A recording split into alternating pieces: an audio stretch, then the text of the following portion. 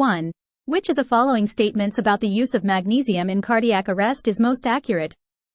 A. Magnesium is indicated for shock refractory monomorphic ventricular tachycardia. B. Magnesium is indicated for ventricular fibrillation and pulseless ventricular tachycardia associated with torsades de pointes. C.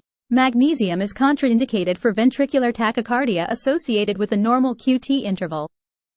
The correct answer is B. Magnesium is indicated for ventricular fibrillation and pulseless ventricular tachycardia associated with torsades de pointes. Number 2. A patient with ST segment elevation myocardial infarction has ongoing chest discomfort. Fibrinolytic therapy has been ordered. Heparin 4,000 units IV bolus was administered, and a heparin infusion of 1,000 units per hour is being administered. Aspirin was not taken by the patient because he had a history of gastritis treated 5 years ago. Your next action is to A. Give aspirin 160 to 325 mg chewed immediately. B. Give 75 mg enteric-coated aspirin orally. C. Give 325 mg enteric-coated aspirin rectally. D. Substitute clopidogrel 300 mg loading dose. The correct answer is A. Give aspirin 160 to 325 mg chewed immediately because the patient does not have a recent diagnosis of gastritis. Number 3. A patient has sinus bradycardia with a heart rate of 36 beats per minute. Atropine has been administered to a total of 3 mg. A transcutaneous pacemaker has failed to capture. The patient is confused, and her systolic blood pressure is 110. Which of the following is now indicated? A. Give additional 1 mg of atropine. B. Start a dopamine drip at 10 to 20 micrograms per kilogram per minute. C. Start a normal saline bolus. D. Start an epinephrine drip at 2 to 10 micrograms per minute. The correct answer is D.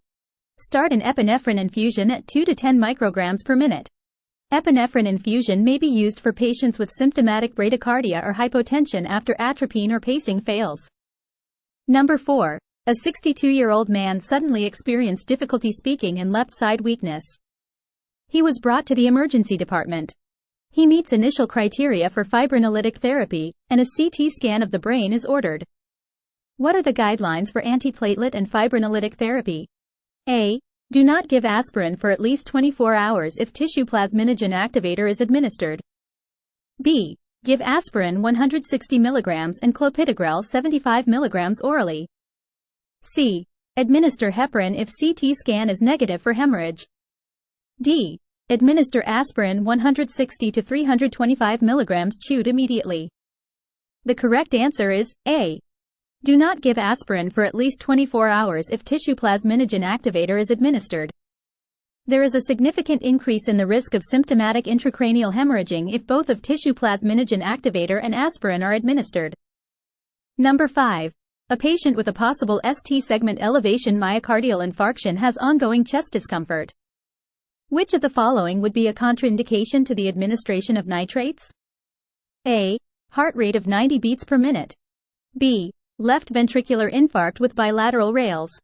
C. Systolic blood pressure greater than 180. D. Use of a phosphodiesterase inhibitor within 12 hours. The correct answer is D. Use of a phosphodiesterase inhibitor within 12 hours. Nitrates are medications prescribed to treat heart attacks, chest pain, and some types of heart disease. Viagra, a phosphodiesterase inhibitor, also lowers blood pressure. Combining the two medications can result in a dangerously low or even fatal blood pressure. Number 6. A patient is in cardiac arrest. Ventricular fibrillation has been refractory to a second shock. Of the following, which drug and dose should be administered first? A. Epinephrine 1 mg. B. Vasopressin 20 units. C. Sodium bicarbonate 50 milliequivalents. D. Atropine 1 mg. The correct answer is A. Administer 1 mg of epinephrine via the intravenous or intraosseous route. Epinephrine is a commonly administered vasopressor in cardiac arrests. Number 7. A 35-year-old woman has palpitations, lightheadedness, and a stable tachycardia. The monitor shows a regular narrow complex tachycardia at a rate of 180 per minute. Vagal maneuvers have not been effective in terminating the rhythm. An IV has been established. What drug should be administered? A. Lidocaine 1 mg per kilogram. B. Adenosine 6 mg. C. Epinephrine 2 to 10 microgram per kilogram per minute. D. Atropine 0.5 mg. The correct answer is B. Administer adenosine 6 mg. Adenosine restores normal rhythm in paroxysmal supraventricular tachycardia by acting on the adenosine receptors in the atrioventricular node, slowing down the impulse conduction time and interrupting abnormal reentry pathways of electrical impulses in the AV node. Number 8. A patient with sinus bradycardia and heart rate of 42 has diaphoresis and a systolic blood pressure of 80. What is the initial dose of atropine based on the correct ACLS guidelines? A. 0.1 mg. B. 3 mg. C. 1 mg. D. 0.5 mg. The correct answer is C. Based on the 2020 American Heart Association guidelines, if the patient is presenting with hypotension, acute altered mental status, signs of shock, ischemic chest discomfort or signs of acute heart failure, administer atropine at the dose of 1 mg every 3 to 5 minutes. Do not administer more than 3 mg total. Number 9. A patient is in refractory ventricular fibrillation and has received multiple appropriate defibrillation shocks, epinephrine 1 mg IV twice, and an initial dose of 300 mg amiodarone IV. The patient is intubated. A second dose of amiodarone is now called for. The recommended second dose of amiodarone is A. An endotracheal dose of 2 to 4 mg per kilogram. B. 300 mg IV push. C. 1 mg per kilogram IV push. D. An infusion of 1 to 2 mg per minute. E. 150 mg IV push. The correct answer is E. The second dose of amiodarone is 150 mg. Refer to the cardiac arrest algorithm for more information. Number 10. A patient with a possible acute coronary syndrome has ongoing chest discomfort unresponsive to 3 sublingual nitroglycerin tablets. There are no contraindications, and 4 mg of morphine sulfate was administered. Shortly afterward, the systolic blood pressure falls to 88, and the patient has increased chest discomfort. You should A. Give 250 to 500 milliliters of normal saline. B. Give an additional 2 mg of morphine sulfate. C. Give sublingual nitroglycerin. D. Start a dopamine at 2 microgram per kilogram per minute and titrate to a systolic blood pressure reading above 100. The correct answer is A. In this scenario, the patient's hypotension is caused by the use of nitrates and morphine. The best response is to start a normal saline fluid bolus. Monitor for signs of fluid overload. Number 11. A patient has a rapid irregular wide complex tachycardia. The ventricular rate is 138 per minute. The patient is asymptomatic with a systolic blood pressure of 110. He has a history of angina. Which of the following actions is recommended? A. Giving adenosine 6 mg IV bolus. B. Seeking expert consultation. C. Giving lidocaine 1 to 1.5 mg IV bolus. D. Immediate synchronized cardioversion.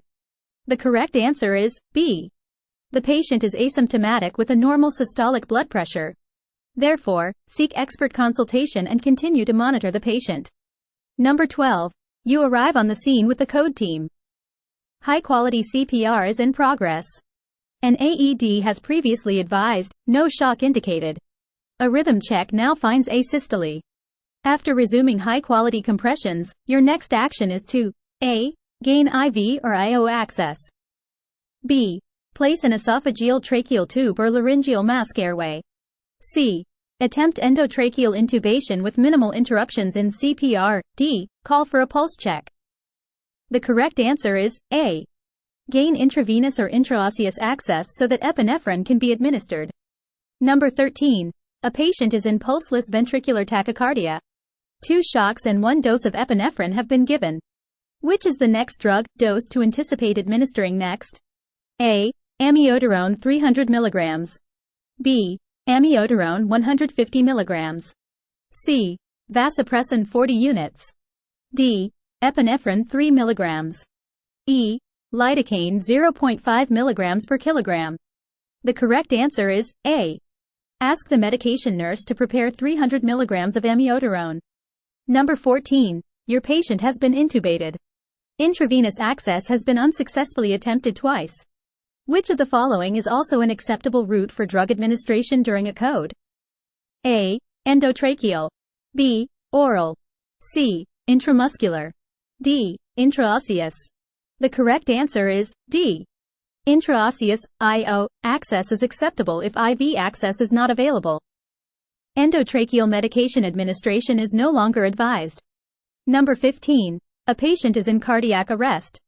Ventricular fibrillation has been refractory to an initial shock.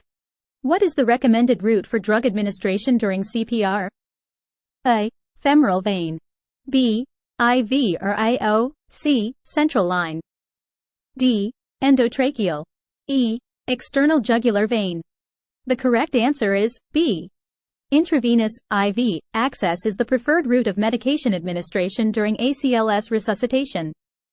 Intraosseous IO access is acceptable if IV access is not available. Number 16. A patient is in refractory ventricular fibrillation. High-quality CPR is in progress, and shocks have been given. 1 dose of epinephrine was given after the second shock. An antiarrhythmic drug was given immediately after the third shock. What drug should the team leader request to be prepared for administration next? A. Epinephrine 3 mg. B. Second dose of epinephrine 1 mg. C. Repeat the antiarrhythmic drug. D. Sodium bicarbonate 50 milliequivalents. The correct answer is B. Administer a second dose of epinephrine 1 mg. Refer to the cardiac arrest algorithm for more information. Number 17. A 57-year-old woman has palpitations, chest discomfort, and tachycardia. The monitor shows a regular wide complex tachycardia at a rate of 180 beats per minute. She becomes diaphoretic, and her blood pressure is 80/60. The next action is to A. Give amiodarone 300 mg IV push. B. Perform immediate synchronized cardioversion. C. Establish IV access. D. Obtain an electrocardiogram. The correct answer is B. In this scenario, the patient has symptomatic hypotension with a systolic blood pressure that is less than 90. Therefore, perform immediate electrical cardioversion in order to normalize the heart rate and improve cardiac output. Number 18. Bradycardia requires treatment when A. The systolic blood pressure is less than 100 with or without symptoms. B. The heart rate is less than 60 beats per minute with or without symptoms. C. The patient's 12-lead electrocardiogram show a myocardial infarction. D. Chest pain or shortness of breath is present.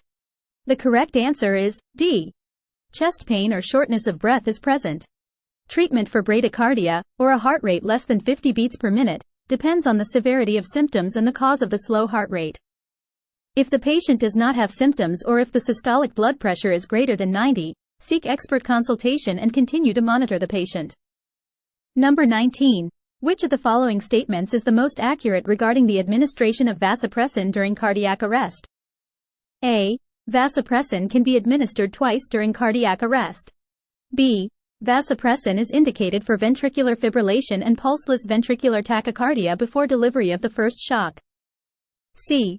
Vasopressin is no longer used to treat a cardiac arrest. D. Vasopressin is recommended instead of epinephrine for the treatment of asystole. The correct answer is C.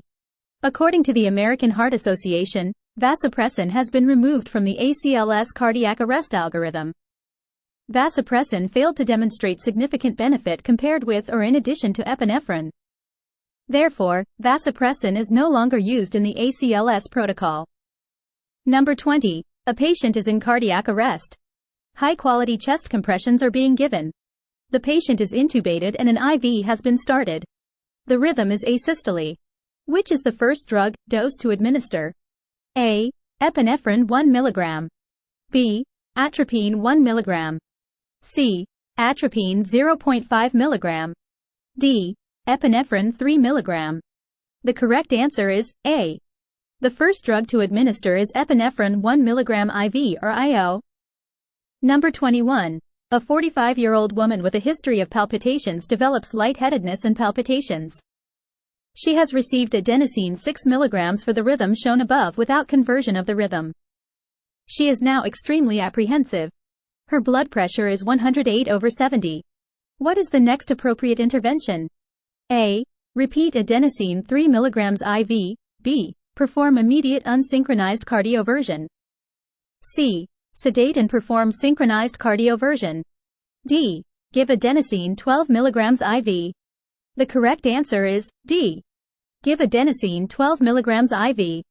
Number 22. A patient in the emergency department develops recurrent chest discomfort suspicious for ischemia. Oxygen is being administered via a nasal device at 4 liters per minute, and an IV line is in place.